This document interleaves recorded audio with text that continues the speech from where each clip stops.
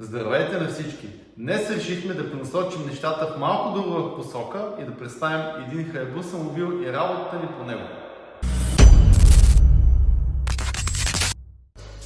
Английското творение се нарича LEGO Velocity.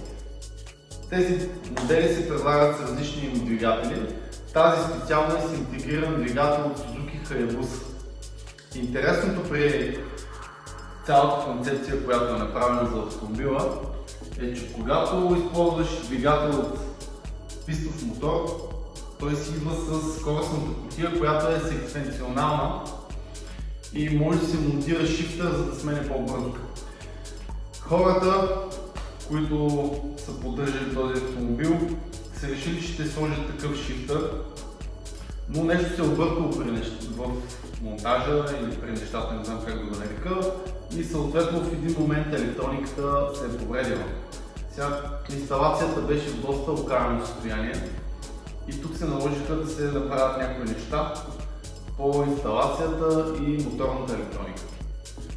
Моделът цяло е оборудван с диференциал с ограничено предхлъзване, двураменни носачи отпред, доста е лек и това го прави изключително интересен на пистата и лесен, приятен за каране.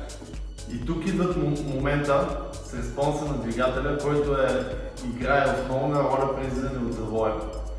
В случая нашата част, целият този проект, беше свързана с изграждането на нова инсталация, монтаж на Motorsport Eco, което в случая бихме нарекли необходимост, тъй като когато този двигател е в мотоциклет, настройките трябва да са малко по-различни, отколкото когато мотоциклета, така да го наречем, тежи 5-600 кг. Самото разгъване на оборотите, диапазон от 3000 до 11 000 е малко по-различно и малко по-забавено. Колкото и да е подбрано главното предаване, просто при мотоциклетите нещата се случват доста по-бързо и преминаването през обороти е много по-бързо и натоварването съответно са различни. Тъй като имаше проблем с старата инсталация и електроника, добавихме някои неща, които са изцяло мотоспорт. Те са, сложихме датчик, който следи налягането на горивото и прави корекция спрямо налягането на горивото, спрямо налягането на маслото. И съответно, ако има проблеми с налягане на маслото, можем да загасим колата автоматично, т.е. тя може да се загаси през електрониката, ако не е достатъчно. Сменихме сензорите за входящ въздух, за температура на двигателя с малко по-мотоспорт сензори, които са по-съвременни или са от ерата на 2000 година, който и двигател между другото е от Hayabusa първа генерация, който е с 4 дюзи, не е като по-новата генерация, с тук тригер, който е от първите еволюции. Добавихме и шифтър, който е за смяната на предавките, който се включва директно в електрониката и който прави корекция на запалването, съответно и на горивото, и реално смените могат да станат много по-бързи и много по-прецизни.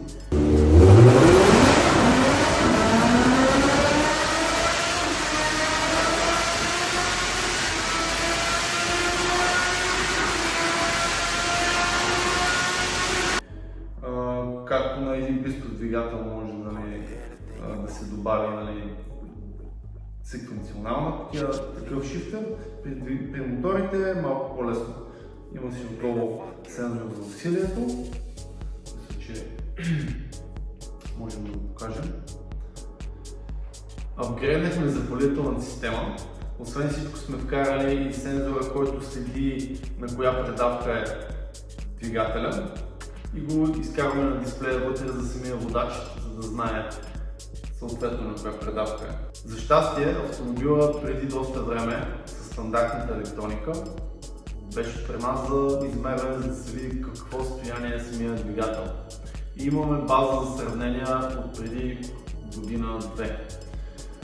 И ще покажем графика с стандартната електроника и с стендалон електроника. В случая използваме Max EcoSport, което използваме и широколентовия ламда контрол. Правят се корекции на смесите реално време. Оптимизирали сме авансите за автомобила, тъй като, както споменахме, масата на автомобила вече е доста по-голяма, отколкото на пистовия двигател и всичко е настроено, за да може да се кара на писта с тази маса на автомобила. По-бавно възвръщане в оборотите. Изработихме нов дисплей с размер 8 и 10 инча, извинявам се, 10 инча дисплея, за по-ясно четене на данните, защото самия автомобил беше с интегрирано табло от Hayabusa. В електроника сме вкарали необходимите неща, като ниво на спирачна течност, да могат да се показват на дисплея, нещата като екстри, които съществуват по автомобила, ако има необходимост да се долее и така нататък. Това може би е един от най-добрите варианти за каране на писта, защото е с много добър баланс, тъй като двигателят е лек, с градена скоростна кутия и балансът между предна и задна ос е просто уникален. Другото, което като преимущество, както споменахме, е функционалната кутия. Колкото е лека да я добавиш на двигател от кола, в крайна сметка и тя си ни 40-50 кг, което в случая е вградена в този двигател. Ако сте гледали видеото с Subaru, което настроихме скоро с Max Eco, там сте видяли и видеото в такъв случай, което направихме за скоростна кутия Edge Shifter специално. Тук нещата са така доста сходни, приличат си. Пистовите двигатели разполагат с такъв тип скоростни кутии, които са доста подобни като конструкция на Subaru. И реално в случая сме настроили с датчика за усилия, тензосензора и реално можем да управляваме двигателя през смените, точно колко да върне аванса, точно колко време да сменя и ето е обратната връзка, която седи точно отпред на вал за движение на скорост. Като за финал по този автомобил ще ви представим няколко снимки, няколко клипчета, които показват как се случва цялата конверсия от оригинална електроника към състезателна електроника и се надяваме съвсем скоро на новото трасе Дракон, Калоян, да се тества автомобила и да си видят неговия истински потенциал.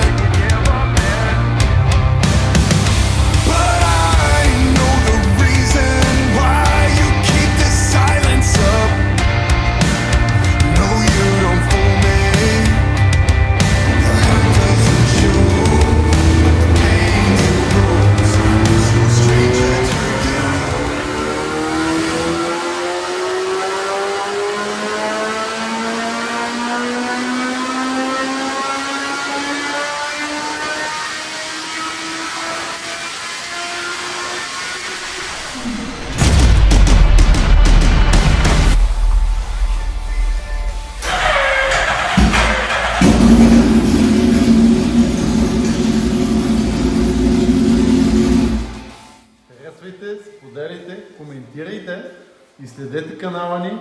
До следващото интересно видео. Абонирайте се за нашия канал.